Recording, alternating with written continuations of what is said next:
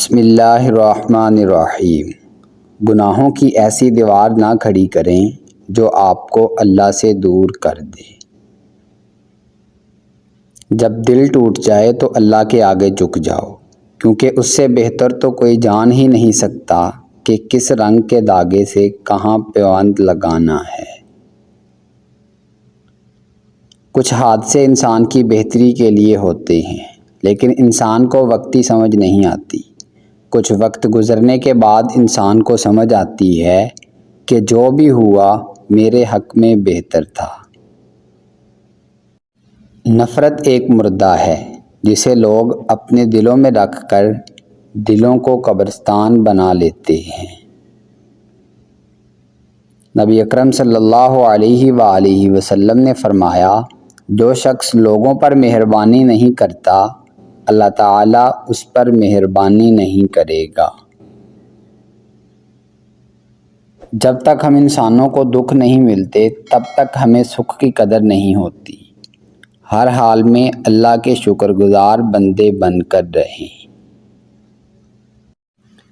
جب دل گھبرانے لگے اور آنکھوں سے آنسو آنے لگیں تو صرف ایک کام کرنا، اپنے ہاتھ اللہ تعالیٰ کے سامنے دعا کے لیے اٹھانا، چاہے کچھ نہ کہنا، لیکن اللہ تعالیٰ سب سمجھ جائے گا، آپ کے درد کو، آپ کی تکلیف کو، آپ کی ضرورت کو۔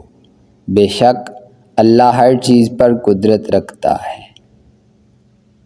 دعا اور دل دو خوبصورت ٹھکانے ہیں، کوشش کریں ان دونوں کے مکین بنیں اور ہمیشہ ان میں رہیں۔ جو شخص انتقام کے طریقوں پر غور کرتا رہتا ہے اس کے زخم ہمیشہ تازہ رہتے ہیں۔ بانو قدسیہ کہتی تھیں کہ ہم سفر خوبصورت نہیں بلکہ مخلص ہونا چاہیے۔ جس کو مخلص انسان مل جائے وہ دنیا کا سب سے امیر ترین انسان ہے۔ اللہ جب بہترین سے نوازتا ہے تو پہلے بدترین سے گزارتا ہے۔ محبت کبھی برابری کے اصولوں پر نہیں کی جاتی۔ کامیاب محبت میں ہمیشہ ایک شخص کی انا کا خون شامل ہوتا ہے۔ جب اللہ تعالیٰ ہمارے لیے کامیابی اور خیر کا ارادہ فرما لیتا ہے تو وہ پہاڑوں کی چوٹیوں کو بھی ہمارے سامنے سرنگوں فرما دیتا ہے۔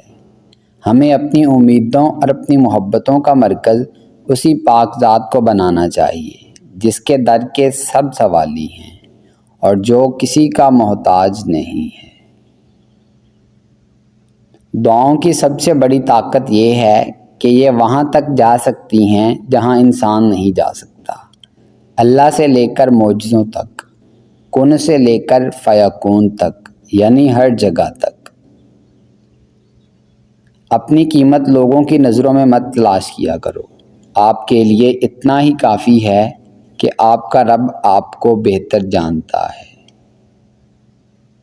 خوش نصیبی یہ نہیں کہ آپ کو زندگی میں سب کچھ ملے، بلکہ خوش نصیبی یہ ہے کہ آپ کسی بھی حال میں ہوں لیکن آپ کا دل مطمئن ہو اور آپ اللہ کے شکر گزار ہوں۔ اگر وہ تمہارے دل میں دعا کا خیال لا رہا ہے تو وہ تمہیں اس بات کا اشارہ دے رہا ہے کہ اب بھی سب ختم نہیں ہوا، اب بھی کن کی امید باقی ہے، اب بھی وہ تمہارے نصیب کو تمہاری چاہت کے مطابق کر سکتا ہے۔ جب وہ تمہیں اپنی جانب بلاتا ہے تو وہ راضی ہونے کا ارادہ باندھے ہوتا ہے، اور جب تمہیں دعا کی توفیق دیتا ہے تو قبولیت کے لیے تمہاری دعا کے انتظار میں ہوتا ہے۔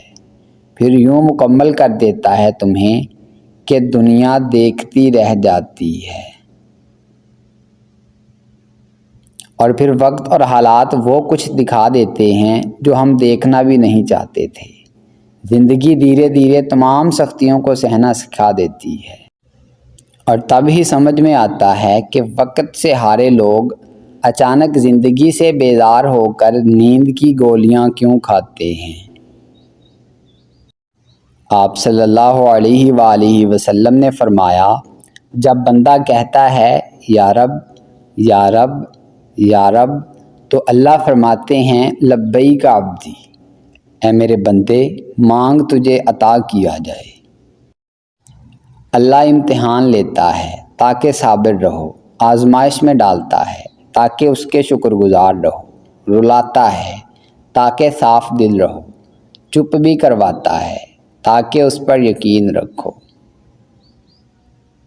کسی بھی شخص کا دوسرا چہرہ تلاش کرنے کی کوشش نہ کرو، تمہارے لیے یہی کافی ہے کہ اس نے تمہارا احترام کیا اور اپنا بہتر چہرہ تمہارے سامنے پیش کیا۔ جب وہ کسی چیز سے تمہیں محروم کرتا ہے تو اس سے دگنی ایسی ہزار نعمتوں سے نواز دیتا ہے جس کے تم قابل بھی نہیں ہوتے، تو پھر بس راضی ہو جاؤ، کیونکہ معجزے صبر مانگتے ہیں اور تقدیر شکر کرنے والوں کی بدلتی ہے۔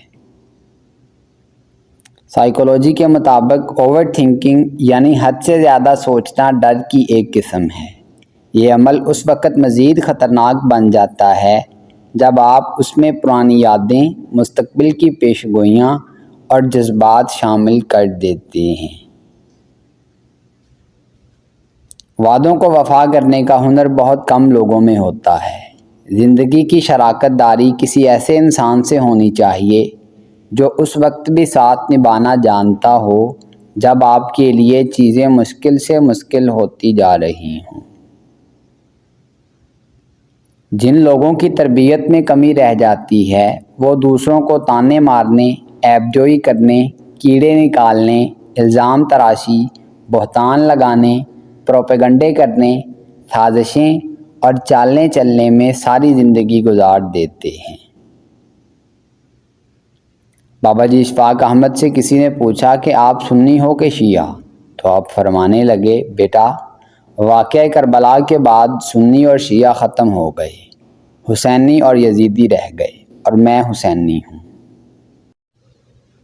ہم اللہ سے جو مانگ رہے ہیں وہ ہمارے لیے تو ناممکن ہے، مگر دل بار بار یہ گواہی دے رہا ہے کہ اللہ ہمیں دے گا۔ ایک یقین اور اطمینان ہے دل میں کہ ہماری دعاؤں کو اللہ تعالیٰ قبول فرمائے گا انشاءاللہ العزیز۔ اللہ پاک ہر چیز پر قادر ہے، سبحان اللہ۔ پسند اور محبت۔ ایک بزرگ سے کسی نے پوچھا، پسند اور محبت میں کیا فرق ہے؟ تو بزرگ نے جواب دیا، آپ ایک پھول دیکھتے ہو اور اسے توڑ کر اپنے پاس رکھ لیتے ہو، یہ پسند ہے، اور اگر آپ اس پھول کو روزانہ پانی دیتے ہو اور اس کا خیال رکھتے ہو تو یہ محبت ہے۔ دائمی محبت صرف ایک ہوتی ہے، ایسی محبت جسے کبھی زوال نہیں آتا، اور وہ محبت اللہ کی محبت ہے۔ دوسری ہر محبت کی ایک مدت ہوتی ہے، پہلے اس کی شدت میں کمی آتی ہے، پھر وہ ختم ہو جاتی ہے۔ یا اللہ، ہمیں بس دائمی محبت میں گرفتار رکھنا، ہمارے دل سے دنیاوی محبت کو نکال دے اور کبھی کسی دنیاوی محبت کا محتاج نہ کرنا، آمین۔ جب چناؤ الفاظ اور جذبے کے درمیان ہو تو جذبے کو چن لیجئے۔ الفاظ مصلحت کا شکار ہوتے ہیں جبکہ جذبے بے اختیار ہوتے ہیں۔ دھوکہ لفظ دے سکتے ہیں، جذبات نہیں۔ پسند اور محبت۔ ایک بزرگ سے کسی نے پوچھا، پسند اور محبت میں کیا فرق ہے؟ تو بزرگ نے جواب دیا، آپ ایک پھول دیکھتے ہو اور اسے توڑ کر اپنے پاس رکھ لیتے ہو، یہ پسند ہے، اور اگر آپ اس پھول کو روزانہ پانی دیتے ہو اور اس کا خیال رکھتے ہو تو یہ محبت ہے۔ تنہائی اس شخص کو تنگ نہیں کرتی جو علم کے ساتھ تنہا ہو۔ جو بھی کتابوں کو تسلی کے لیے استعمال کرتا ہے وہ کبھی غمگین نہیں ہوگا۔ جو شخص قرآن پاک پڑھنے کا عادی ہو وہ دوستوں کی جدائی سے بالکل بھی بور نہیں ہوتا۔ معافی اس وقت کام کرتی ہے جب غلطی ہو جائے، لیکن جب اعتماد ٹوٹ جائے تو نہیں۔ اس لیے زندگی میں غلطیاں کرو لیکن بھروسہ کبھی مت توڑو۔ معاف کرنا آسان ہے، لیکن بھول جانا اور دوبارہ بھروسہ کرنا بعض اوقات ناممکن ہوتا ہے۔